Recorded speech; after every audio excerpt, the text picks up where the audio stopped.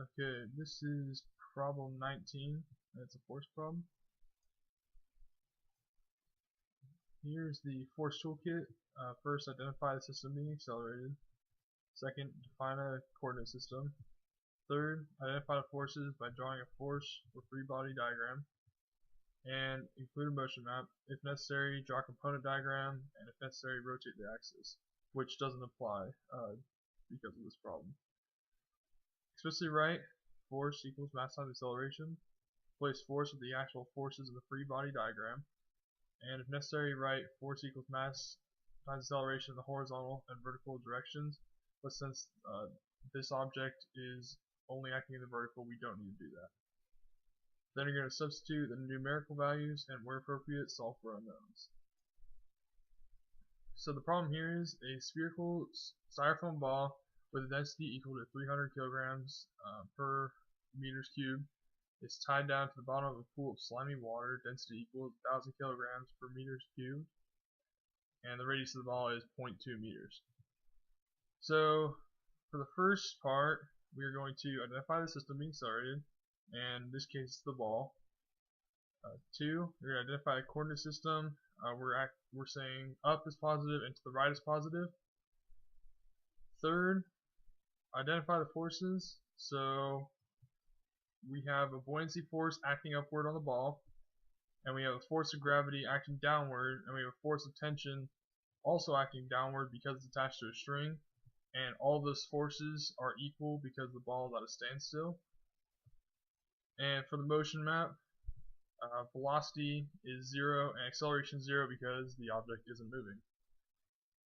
And we're going to write force equals mass times acceleration, and all the forces, buoyancy force, like I just said, minus force of gravity and minus force of tension equals mass times acceleration. In this case is 0, so all those forces equal 0 in this instance. So the first question is, what is the volume of the ball? We're using the equation volume equals 4/3 pi r cubed, that's for volume of the sphere. And we plug in the 0.2 meters, so 4/3 pi times 0.2 meters cubed, and we get a volume of 0.0335 meters cubed. What is the mass of the ball? Is the second question. Well, we're using density, we're actually manipulating the equation density equals mass over volume.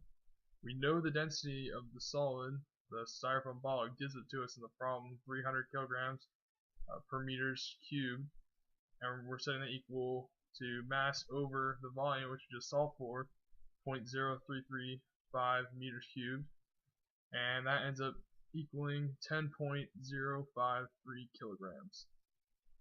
For the weight, it's just force of gravity, and force of gravity equals mass times acceleration.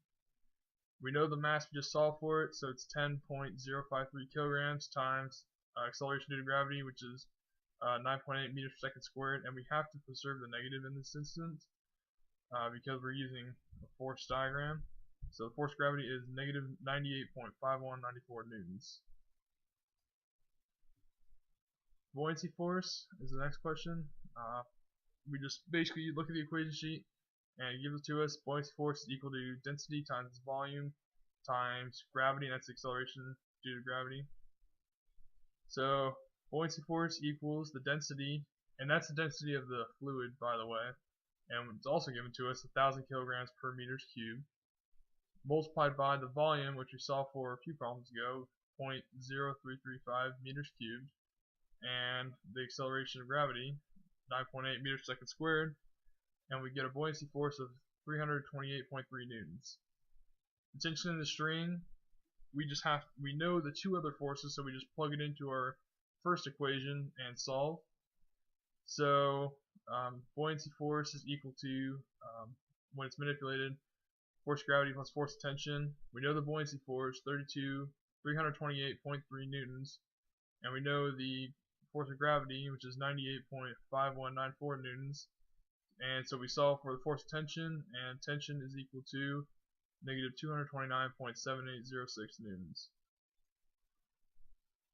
And now the string is released, so the ball is actually accelerating to the top of the fluid. So we're still using the same strategy. System being accelerated as the ball. We're still using up is positive to the right is positive. The only thing that changed is now there's no tension, so there's no force of tension, and the buoyancy overcomes the force of gravity. So if you look at the motion map, it starts out velocity and acceleration at a standstill, but both are increasing as the ball is floating towards the top. Same equation, force equals mass times acceleration, and in this case the problem is what is the acceleration after the ball is cut. So we already know buoyancy force, we already know force of gravity, so we just plug that in to the F equals ma equation. Buoyancy force 328.3 newtons minus the force of gravity 98.5194 newtons equals mass times acceleration. And so we get 229.7806 newtons equals the mass 10.053 kilograms times acceleration, and we find acceleration of 22.8569 meters per second squared when the ball is cut.